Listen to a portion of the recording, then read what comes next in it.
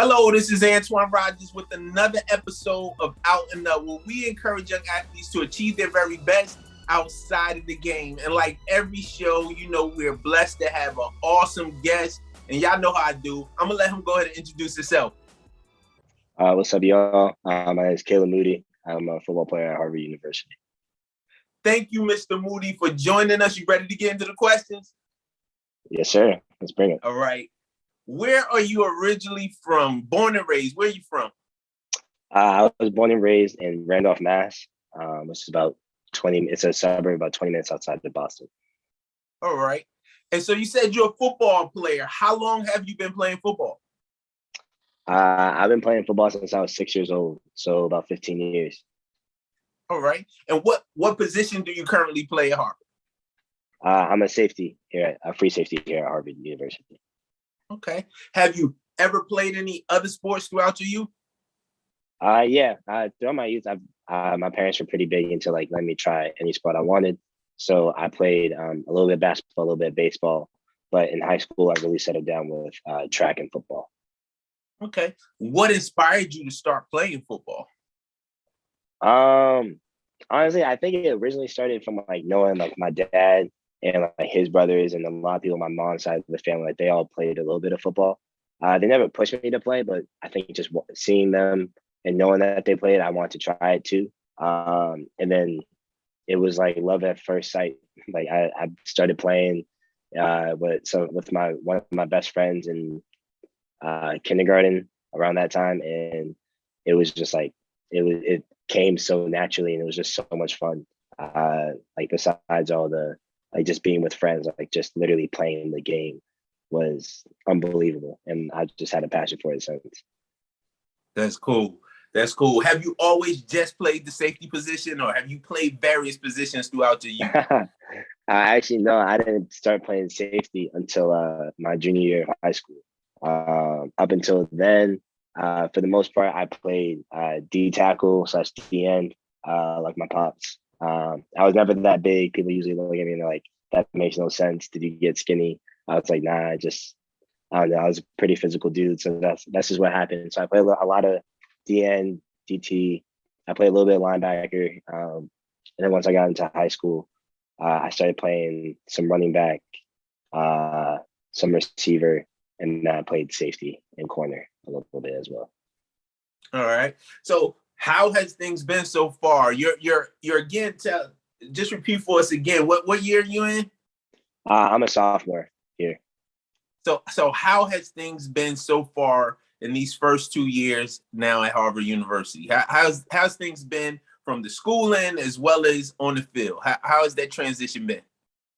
Yeah, honestly, the transition, I always say it's very unique because Harvard, my freshman year here was the COVID year. So we didn't have our freshman fall. Harvard only allowed the freshmen to be on campus. So it was a very small portion of the student population. And then during that time, because of all the travel bans, it was literally just freshmen from the United States, no freshmen from outside of the US came. So it was a very small selection, and we all had singles. We were all very spread out. So it was very hard to meet people and do all that. And then even with football practice, we were basically split up into 3 groups of 10 per se, around 10. And we were only allowed to work out for about an hour or two a day in the morning, and then for 3 days a week, and then the other 3 days during the week, we would do practice on the field. And then during that time, we could be all together, but we still had to wear masks. We weren't padded, so it was a very weird scenario, to say the least. But it made the transition for school, I think, very much a lot easier than what I expected, because it's Harvard. Its reputation kind of speaks for itself. Most people expect it to be hard as soon as you walk in, and I expected it to be that way too. I just expected it to be a lot of work to really get down and get my schedule working for me. But because most of our classes were online, and football wasn't as demanding as it needed to be or as it should be at that time, my freshman year was a really good smooth transition for me to like actually just figure out, okay, like this is what college course loads are like and workload is like. And I was able to kind of like set myself up and find out ways in which I succeed best academically, to then now have those habits. So like when this year coming into my second year, actually now having a season in the fall and football taking up way more time as it should, I now had this mechanisms I needed to succeed or be successful. Cool. So what so far in football, we'll say, what has been some of your greatest accomplishments over the years? I mean, if you got to name some things from middle school to high school to even now, what has been some of your greatest accomplishments in football? Dang. Well, always being named captain of my high school team was always great. That's a big accomplishment.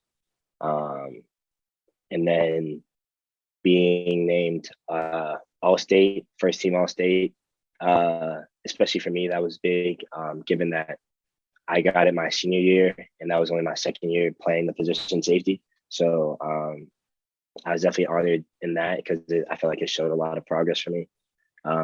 Making the Shriners All-Star team, Massachusetts All-Star team, getting scholar athlete every year I played, being and then I did a post-grad year at Choate Rosemary Hall, which is a boarding school in Connecticut. So during that 1 year there, I got all conference there, and then I got team MVP there as well. So, and then we won a few conference championships that BC had as well, which are always good too. But I think attaining the scholarship at Harvard was definitely top tier. That's definitely. That's awesome. So you're at Harvard. Has that always been like a school that you looked at? Was that something that kind of came into play as you kind of narrowed down with schools, or have you always had your eyes on Harvard? I always knew. I think my vision when I was a kid, especially when I really started playing, was I was like, I want to play on TV. Like I want to do that. I want to be at one of those big time schools. But ultimately, because of like my family and like both my parents are educators, are in the education field. They've always, whether they like said it or it was just kind of like instilled in me by the environment, the importance to have a good balance between academics and athletics. Like that was always key, and like that's a key value I also hold to me and to my heart. So as I started getting older and I started realizing like college and college recruitment and what that meant, that's when I really started looking at schools where I felt they had a good athletic program in which I could thrive and learn and form myself to be the best athlete I can be. I also wanted a good academic setting as well, where I felt like I could also sharpen my mind. And because ultimately, this game, no matter how long you play, even if you make it to the pros, like Ray Lewis played 16 years plus in the league, but ultimately, like your time ends at one point or another, and there has to be something outside of that. So that kind of thought process always led me to make sure I seek the best of both worlds. So at that point, I think my dream schools were always kind of like Ivy League plus like schools like UCLA, USC, Stanford. I kind of want to go somewhere warm, I'll admit it. But once I got Harvard, once I got the Harvard offer, I didn't really think twice, and I committed pretty soon. So I feel like deep down, I kind of knew that was the place I wanted to be.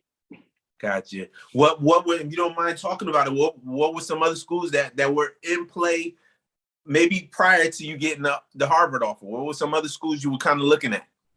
Yeah.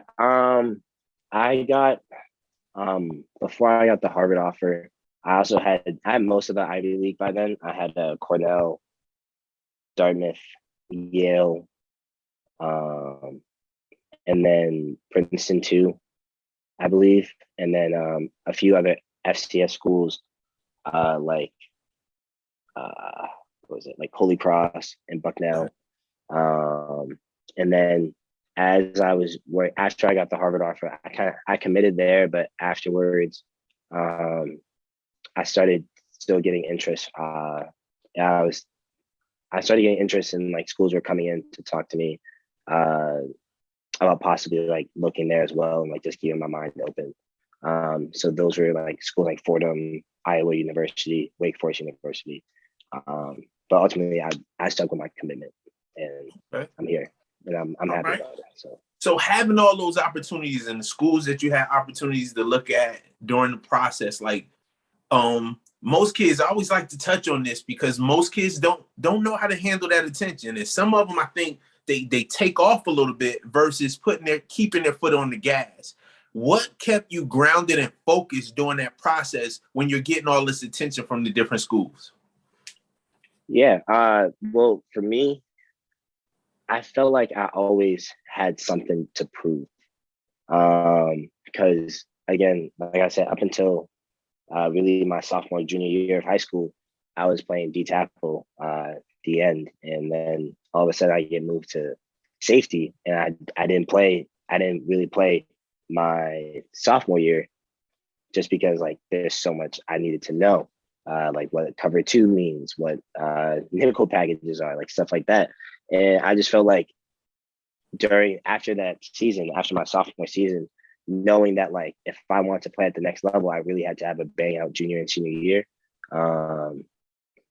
There was just so much work and effort I knew I needed to put in order to get there. So, and then plus I knew, luckily one of what had ended up being my DB coach at BC High, he talked to me and he was telling me how honestly like our head coach and our defensive coordinator didn't think I would be ready and kind of was already starting to write me off before the summer even came, before the season.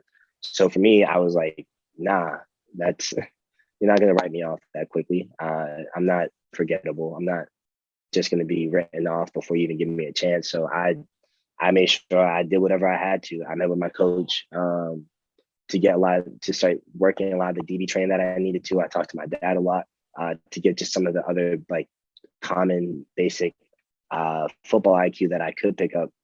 And I just wanted to start training myself so that I could start doing these movements and being successful in that way. And luckily that earned me the starting spot my junior year. And then my senior year, when I was just starting to get a little more comfortable with everything, I ended up getting hurt. And I was starting to get a little more attention from some schools like Harvard, Princeton, Yale. They were at least talking to me, but they said they wanted to see my season. Right when that happened, I just got hurt. And I felt like it took a while before I could like heal up and get back to the level I felt like I could play at.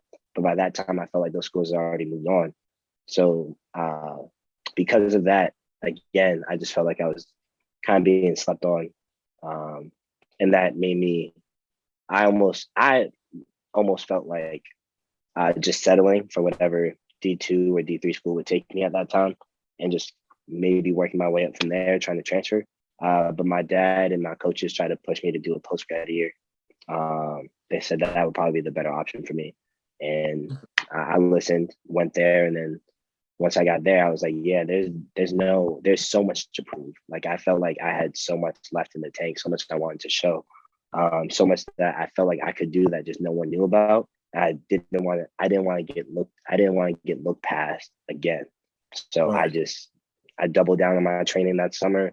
I doubled down on the rehab, making sure I was good to go, ready to go, staying healthy during that season. And then I just, when the time came, I had a coach who also believed in me, and that was perfect. So I just unleashed, and I think that was the biggest thing. So even now, at college, like getting the praises and stuff that you might get, I think it's always important to like remember that like sometimes you do need to like remember like those times when you were humbled, when you weren't that big dog, and knowing that it's okay to be like like for me, like being the underdog is perfect because that's where I feel like I thrive. That's good. Yeah. That's good. So it speaks to your character and just having that drive to really work hard to prove yourself and just so that you can accomplish the things that you've been able to accomplish now. on the other side of the spectrum, the first part to being a student athlete, being a student, it seems that may have come a little bit easier than the football stuff. Have you always kind of been on top of your grades and had the grades that you ended up with to put you into a position to go to an Ivy League school? Have you always kind of been on top of your grades? Yeah, a little bit. But that also, again, that comes a lot from my parents, and especially my dad setting the structure he did. He was very much so, even at the Pop Warner age of like Pee Wee football, he was always like, you're not, especially since those practices were now like 6 or 7:30 at night, instead of like right after school. He was like, yeah, you're not going to practice unless you finish your homework. So, and like he meant it. Like there were times where I remember like a few times I thought I could test it and really push it, and he was serious. He didn't drive me to practice until I showed him that all my homework was done. And that was at a young age of like first, second grade. So I felt like kind of having that structure in it, I always realized like, okay, that's a standard that I need to hit. And then once I got into high school and middle school, high school, like that was still the standard he had. Like, although like it may be, oh, the team may be, you only need to have above a 2.5. My dad was always, you always have to have above a 3.5. And then the more I succeeded and the more I showed like I could do more, I could have better grades. He was like, all right, well then you have to have above a 3.7. Like it was always like he always kept the bar high, and he made sure I stayed with it. He always wanted to make sure I was reading. So because that's one thing in school that isn't necessarily, I feel like it's not my strong suit. But he'll push it because he knows like that's still important. So before seasons, he would make me, I think one summer, for like 2 summers in a row, he was like, if you want to play next year, you have to read 10 books this summer or 11 books this summer. And he stayed on me about my grades and everything during high school too. I think funny story I love telling people is my junior year in high school, actually, it was right before playoff week. It was right before playoff week started. Like we were just starting practice or whatever. And at the time, because I also knew academics were important, I felt like I was pushing myself. I was taking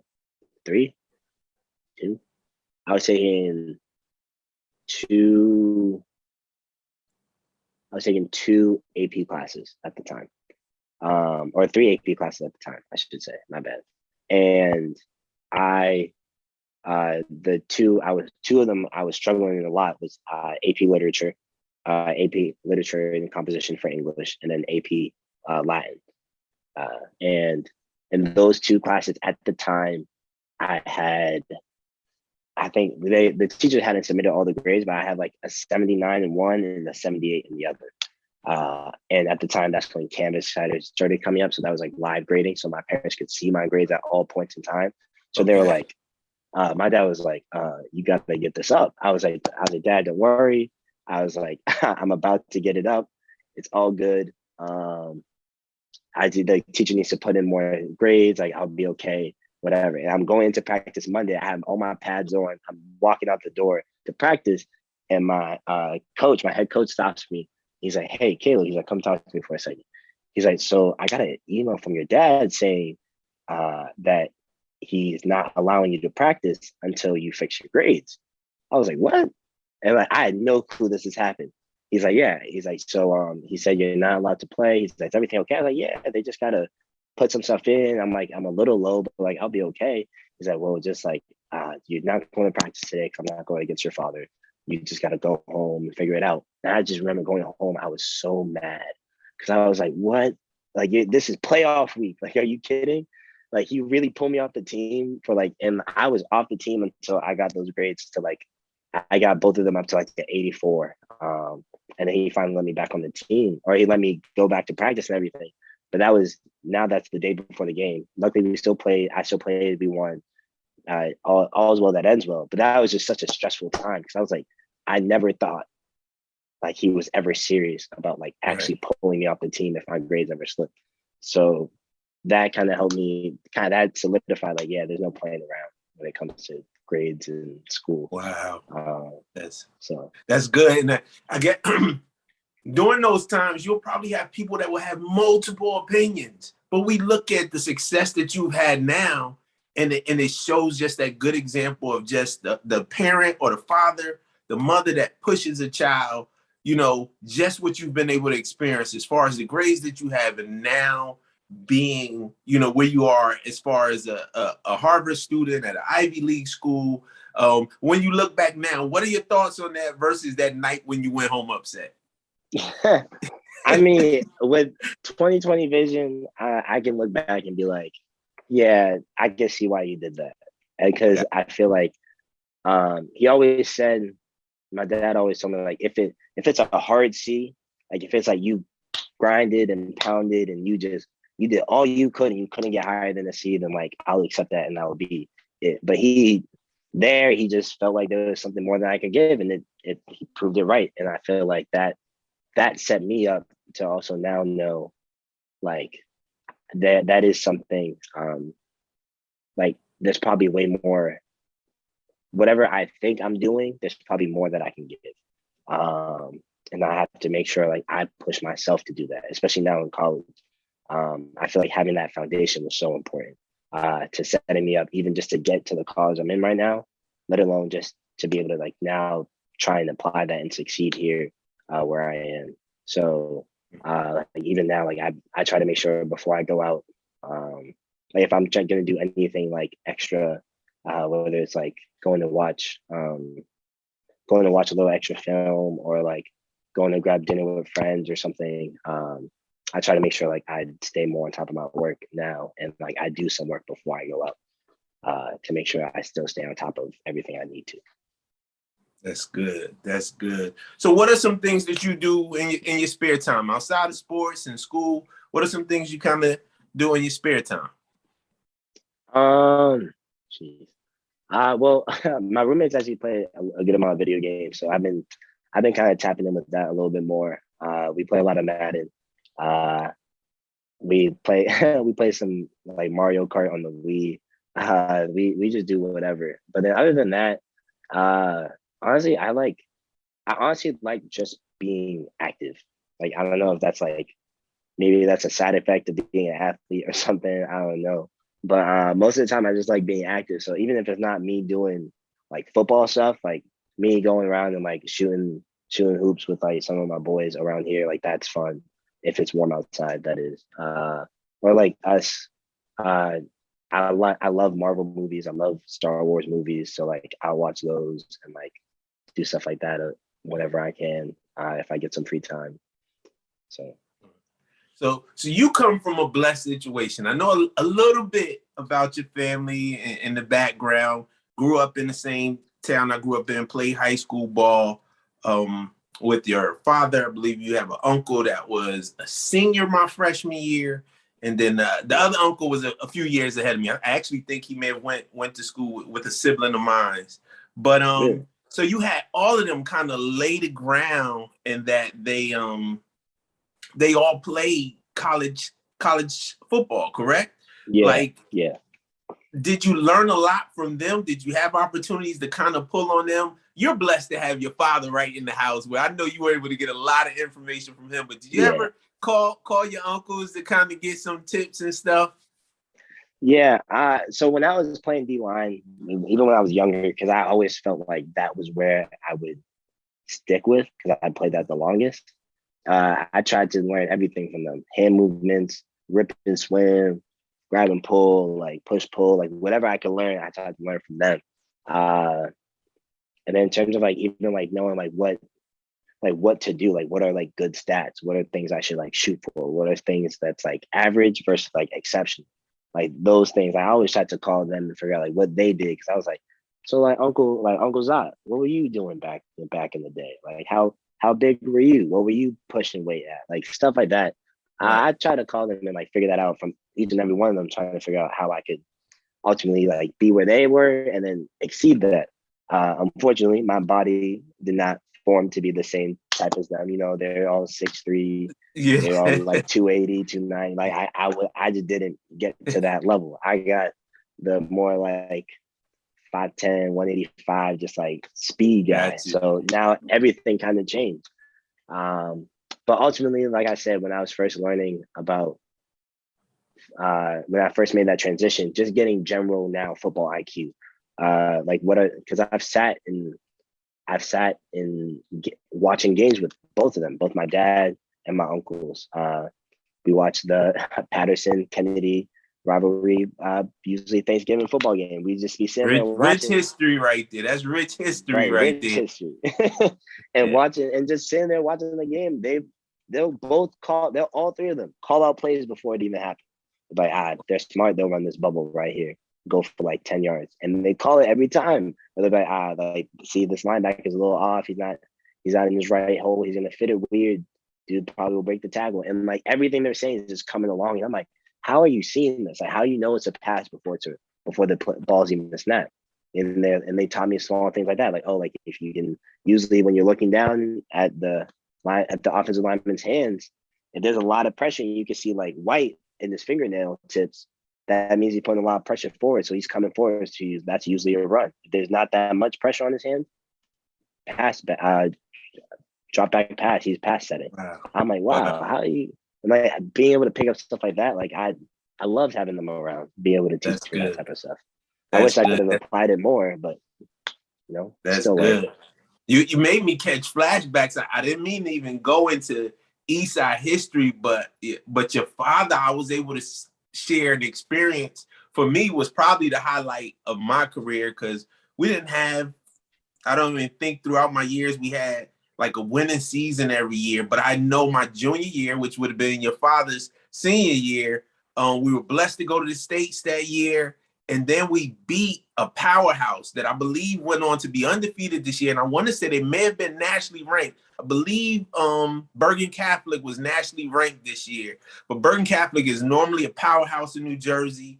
And I shared that experience playing with your father his senior year, my junior year, where we defeated Bergen Catholic, who probably went on to win the States in their, parochial section that year. But we upset them and beat them at home at Hinchcliffe Stadium in New Jersey. So you maybe catch flashbacks just hearing the stories of your father and your uncles, but definitely some rich history in that Eastside Kennedy rival. So we're gonna jump on school. I know we haven't touched a lot on school, but outside of sports, well, before I ask that question, let me ask this: What's your current major?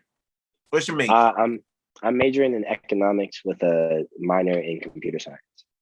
Okay. So what are your goals outside of football? And we'll touch on even your long-term goals when it comes to the sports. But outside of football, what are some things you're looking at doing as far as career-wise? Actually, I always just knew I kind of wanted to work somewhere in the tech industry. Like I started coding when I was in high school a little bit. Nothing major. Like I'm not making my own apps or anything yet.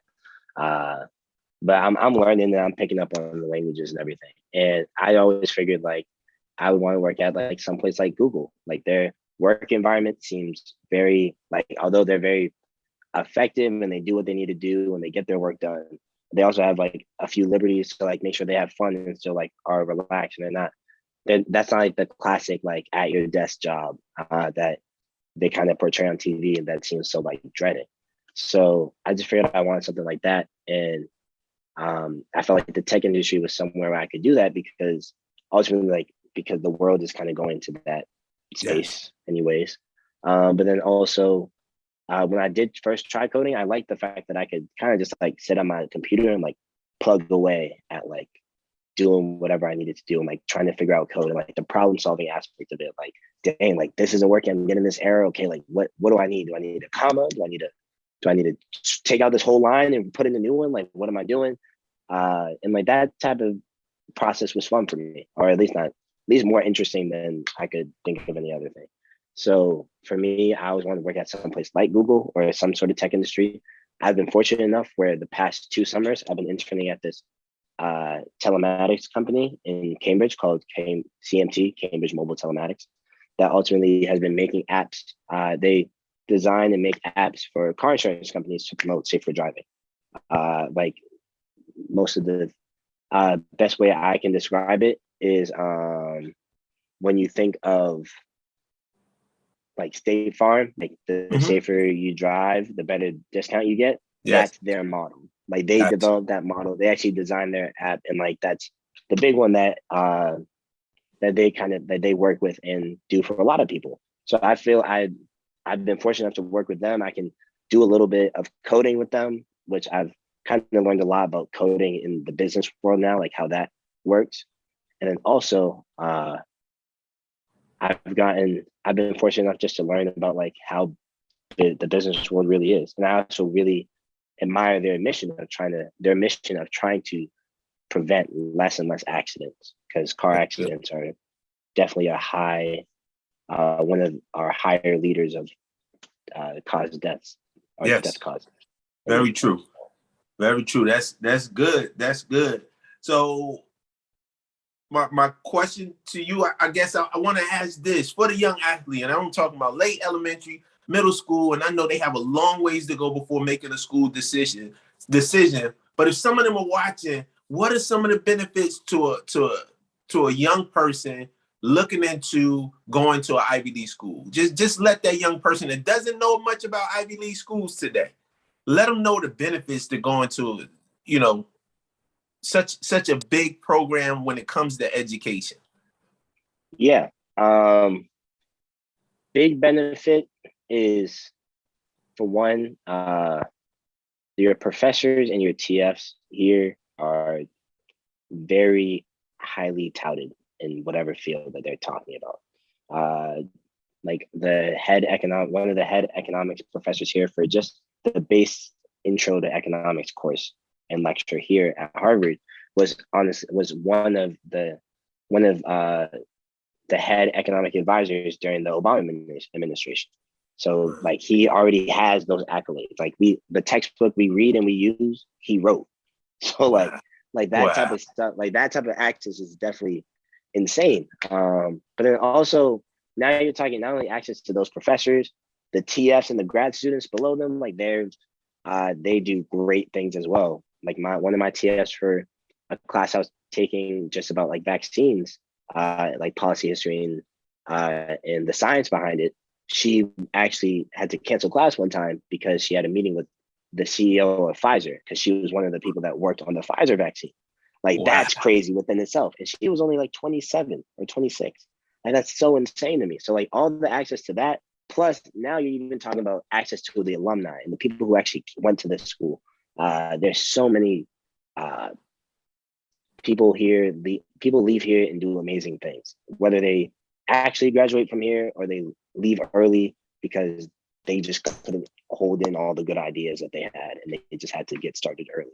Like I've seen that happen. Like it's just like the access to all of that in terms of coming to an institution like Harvard is definitely a blessing, and definitely something that if you want, you should shoot for. Got you. So then I ask this for the ones that may know a little bit and may have the goals early in high school or even late in middle school. Hey, I would love to go to an Ivy League school. What does it take, grade wise, just when it comes to test and preparation? From your knowledge, what does it take to get yourself into an Ivy League or be looked at by Ivy League school? Yeah. The one thing I always say to anyone that asks me that question is you have to be genuine and honest about who you are as a person, because the grades and everything, like all that stuff matters and it definitely factors in.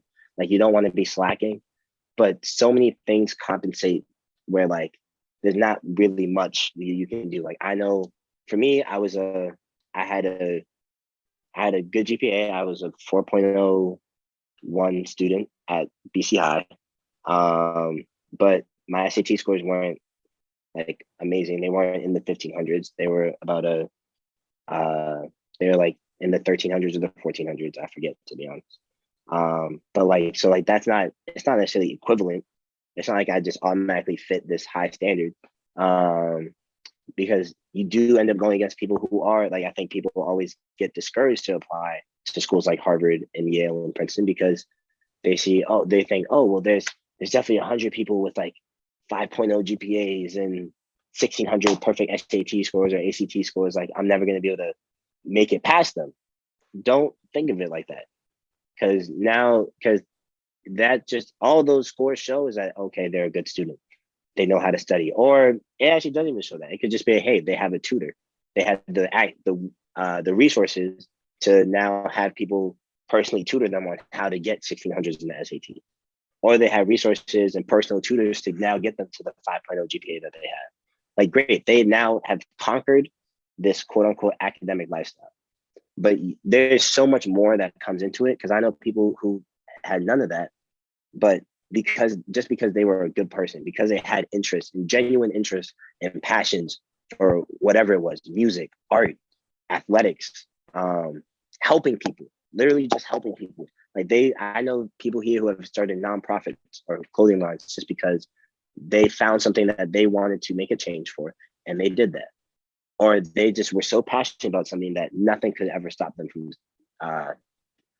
nothing could ever get in their way from achieving whatever they wanted to do. So because when you're doing that and when you're applying to these schools, you want to convey that.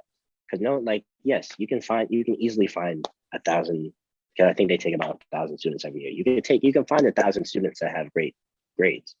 That's not hard. But now finding 1,000 students that are motivated, that aren't going to slip up when they get here, who are going to always continue to try and better themselves, or who are going to actually like now do something. Like, you can have all the smarts in the world, but if you have no creativity, like, what does that do for you? Right. So I think the biggest thing is, you want to make sure you stay on top of your grades. You definitely don't want to slack. You never want to show a decline in grades. You always want to show an incline, or at least staying at a high level if that's what you are. If that's what you stay at. If you've always been at a 4.0, stay at a 4.0. Maybe show that you're trying to challenge yourself. Try to reach that 4.1. And if you get a 3.9, that's not going to hurt you. Like, that one class, it's not going to hurt you. But always try to be on the incline. Don't ever show that you're just complacent with being at a 3.0. You always want to shoot for the moon. Shoot for the moon, land among the stars. That's what people always say. So I say do that. Always try to, and then figure out what your passion is and convey that. Wow, that's good. And you just kind of stamped it and really co-signed something that was said by a previous guest that was also at an Ivy League school. And so what he pretty much said, and you really just stamped it, that sometimes Ivy League schools will accept that person that may not have that 4.0, but they're active in so many other areas in life. And so, you just really said it. You said it in different words a little bit, but you all both said the same thing, that, like, most people probably assume from the outside, well, I got to have a 1600. I got to have a 5.0, like you said, where sometimes, you might be at a 4.0. You possibly may even just tip by with a 3.8 or something like that. But, a balance of that along with your ACT or SAT, with you being a very active person, whether it's in, like you said, arts or music and, different other areas, sometimes those things will even get you accepted also. So I think that's good information, like you said, for the young person that may get discouraged by the fact that, hey, I don't have a 4.1, I don't have a 4.5, but knowing that if I'm active and doing other things, that may get me to what my goal is, if their goal is to go to an Ivy League school. So definitely thank you for that information. So I ask you this, talking to some young middle school or high school students, like, what's your advice to them for really balancing this sports and academics? When it comes to really being able to focus, stay on top of your grades, while also, working hard to achieve their very best on the field. Like, how do you balance the two? A lot of people have a problem with balance. So how do you balance academics and doing what you're doing? High school, I think it's important to develop a schedule, and to also know how you best operate and how you learn best. For me, I know I do better when I have a lot of structure. So like, I would always get my best grades when I was in season, because I knew like there was no time to play around and do a lot of extra stuff. Like, for me, it was all right, well, I gotta, like, I have school from 8 to 2:30, and then from 2:30 to about 7, I'm at practice or doing football stuff the whole time. So from 7 to, and if I want to make sure I'm in bed by a reasonable hour, that means like, let's say 10. That means I have basically from 7 to 10 to make sure I try to do all my homework. And sometimes that's possible, sometimes it's not. Sometimes you have to stay up later. But then I also started realizing, wait, for example, in my high school, we had a few free periods. Like we had like a free block. Most high schools usually have like some sort of free time during the day, whether it's not, maybe it's not all the time, but like some days you have like maybe an hour of free time. Like I realized, yeah, before I would kind of mess around a lot and go go like play basketball with my friends during that time. But that wasn't helping me be successful, because now that meant that time I spent playing basketball meant now I had to put another extra hour, 2 hours in doing homework later when I was at home, which meant I lost sleep. And then I couldn't be at my best, and I couldn't be rested to either stay up in class and take notes and do what I need to do in class, let alone be at the best physical shape I need to be in for sports and for football. So I think now it's like being able to evaluate your choices as a person and make sure, okay, I have to make sure that I'm not wasting time for me. So that was how I do. Some people do great and like they do better with the time crunch, so they can put it off a little bit. But you have to also be honest with yourself. And for me, I think most people agree that you do end up doing a lot better when you have some sort of structure in your life. So if you don't have that, if that structure isn't already given to you, you have to create it for yourself. So right. coming up with the schedule, also staying on top of your assignments, I think is a big one too. So is there a big difference? We touched on high school pretty much to get started, but is there a big difference as you transition to college? Did you have to make a lot of changes when it came to just how you handle maintaining that balance, or did you pretty much, were you able to kind of carry the same mindset into college? It definitely was a little more of an adjustment because now there's way more time and it's so sporadic. I didn't realize that, like, at least like I said, for the most part in high school, you're in a class from 8:30 to 2:30 every day. Maybe with like a little free period during lunch or whatever, like that's what you have. Like your time is very much structured. Here in college, you can have a class from 9 to 10:15 and then maybe not another one till like 1:30. So if that's the case and you're not having another class until 1:30, what are you doing in between that time, between 10:15 and 1:30? Like, are you goofing around? Are you taking a long time in the dining hall, eating with your friends? Like it becomes it becomes very easy to now get sucked into just like, now you're out, you're by yourself, you don't have anyone over your back telling you what to do. And now your assignments also aren't due every day. Like you don't have math every day, so you don't have a math assignment due every day. You might have one math problem set due every 2 weeks. So it can become very easy to let that slip and fall away, saying, oh, that's not a priority, all the way up until the day before. And now you're stressing and you're putting a lot more stress on your body, both mentally and physically, because you're not maybe getting the sleep that you need to because you're staying up late doing a problem set. So I think that was a big shift for me, knowing that time,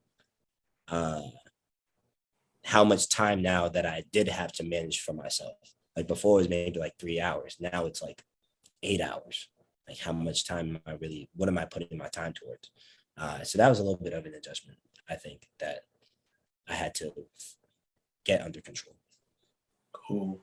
So I'll ask you a two-part question. When it comes to football, I didn't ask this earlier. I know I asked it when it came to your career outside of football, but I'll ask this: like, what's your immediate goal looking into this upcoming season? What are your game plans? What goals have you set for yourself? And then ultimately, like, you're in college now, in your second year. So what are your long-term goals when it comes to sports and football? Yeah. Well, my goal is to start. That's plain and simple. I feel like this past year, again, I felt like I was just a little looked over, especially given the fact that since we didn't have a real freshman year in terms of football, and I still have my eligibility from that year, they look at it as like, oh, this was just like your freshman year per se. But for me, I didn't view it as that. I'm a sophomore. I'm here for 3 more years, and I want to start right away. Even if I was a freshman, I want to start right away. So I feel like there's still now again, like it's kind of like back against the wall. I feel like I have a lot to prove, a lot more I can offer. And I just want to prove that and do that the best way I can and as soon as I can. So that's the goal for this year, is to start and to end the year with 4 interceptions. That was my goal. But cool. Long-term goals, I want to be the best safety that ever walked through Harvard. So I'm still working on trying to figure out who that was stat wise. Right. I think they said it was this one safety who graduated. He graduated and he left here with 8 interceptions. Okay. Total. So that's my goal, is to kick that out the water. Wow. So that's awesome. That's awesome. We're down here in the South, man. We'll be pulling for you, man, and really praying and wishing the best for you in those years. And we're wrapping it up and getting close to the end. A question I always like to ask, I think it's important that our young people hear it from different spectrums, different people's opinions, but how important is it to have positive people in your circle? Oh, that's the most important thing ever. I feel like I personally think doubt is the greatest defeater of most great athletes. I think and once you have any sort of doubt in yourself, I think it can kind of take you down a little bit and stops you from playing at the best that you can play at. So if you have a bunch of negative people throwing negativity at you, it's almost positive that you're going to start doubting yourself at one point. And so I feel like it is very important to have positive people in your circle who are going to push you towards your goals, who are going to be like, hey, like, you sure you should be, like, you say you want to be the greatest, why are you skipping a rep? Or, hey, you say you want to be the greatest, why don't you get some extra work in, make sure you stretching, make sure you're keeping your body right, making sure you're doing extra drills every once in a while, make sure you're getting the calories you need, make sure you're getting the sleep that you need. Like, I feel like all that is important to make sure that you have positive people around you, to make sure that they're also bringing you up and they want to lift you up so that you can be the best version that you can be as well. So I feel like that's one of the most important things you need. That's good. That's good. So as we get to, and I always like to stamp it with this question, who is it that inspires you in life? Oof, dang. I feel like it's definitely my dad. When I think about it, like he's been a great role model, and he's been there with me the longest in this journey. Like my mom does so much for me, and I love her to death. But when it really came down to like football stuff, like he was making me and him he drove me to all my camps. He stayed with me. He was talking to me about football most nights. And I feel like we really got close. And I feel like our relationship really evolved to the point where he was also just very honest and vulnerable with me, in terms of like either whether it was him making mistakes or him how he felt like he could be better and how he felt like I could be better. And I felt like because of that, our bond grew a lot stronger. And I admired him. Or I love that man with my whole heart. Like, I don't know. I can't explain it, but he definitely inspires me to continue to keep pushing. And he tells me to keep my head down and keep fighting every day. And that's what I'm going to do. That's good. Well, Mr. Kaleb, we thank you for joining us on this episode. I thank you for all the information that you've given, all the advice. So, hey, man, appreciate you. Wishing you the best on this upcoming season. We looking forward to you breaking any records that are in place by any safeties before you. I believe you're going to do it. And I know you got some orange and blue Eastside blood in you. So definitely pulling for you, man. Wishing you the best. And thanks again for joining us. Hey, thank you. Thank you for having me. You all know how I do every show. And what I say at the end of every show, it is good to be awesome in that sport that you're playing, but it's even better to be great in life.